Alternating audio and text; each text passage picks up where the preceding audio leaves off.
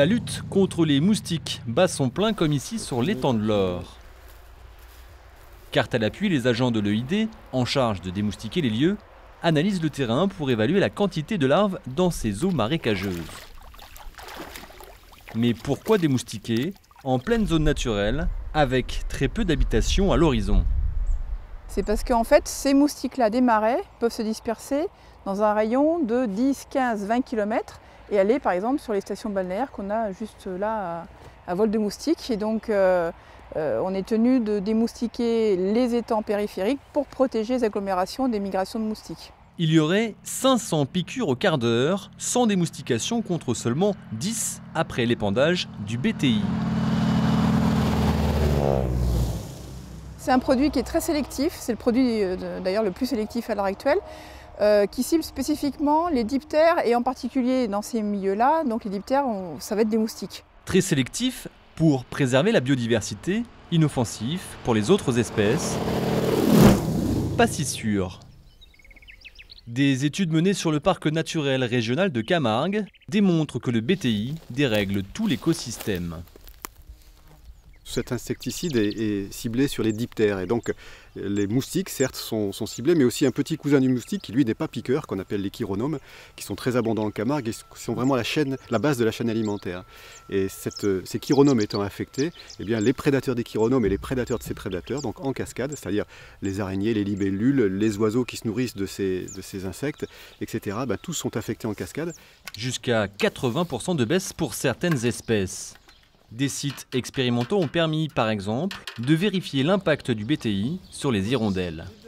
Il y a eu déjà des résultats en fait sur les sites déjà traités au BTI et les sites, on va dire témoins qui ne sont pas traités, où il y a été effectivement bien mis en évidence que les sites traités, le nombre de poussins à l'envol était moindre en fait que sur les sites non traités.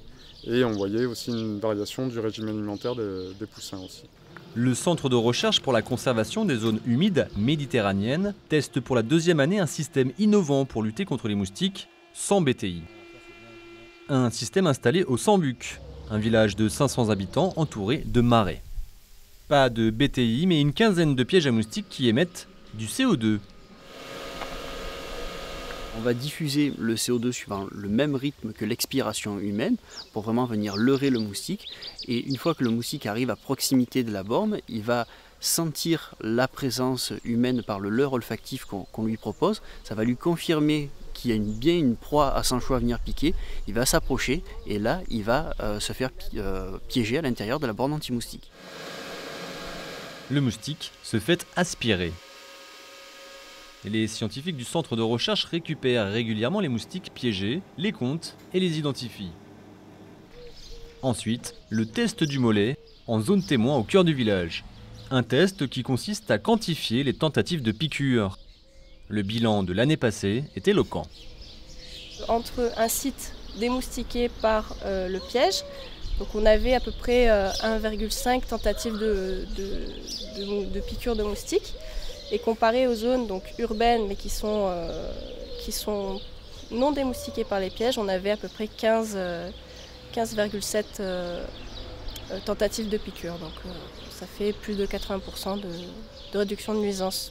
Un résultat encourageant confirmé par la population.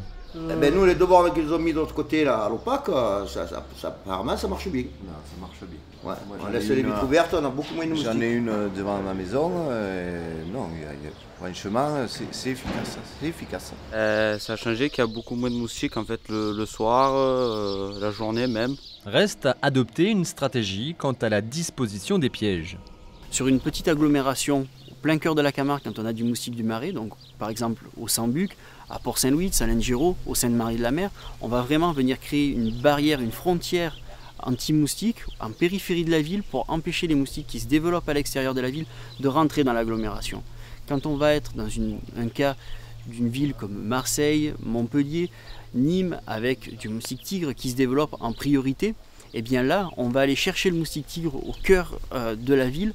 Un système efficace, mais non sans contraintes. Raccord au réseau électrique, changement des consommables et aussi des filets qui contiennent les moustiques.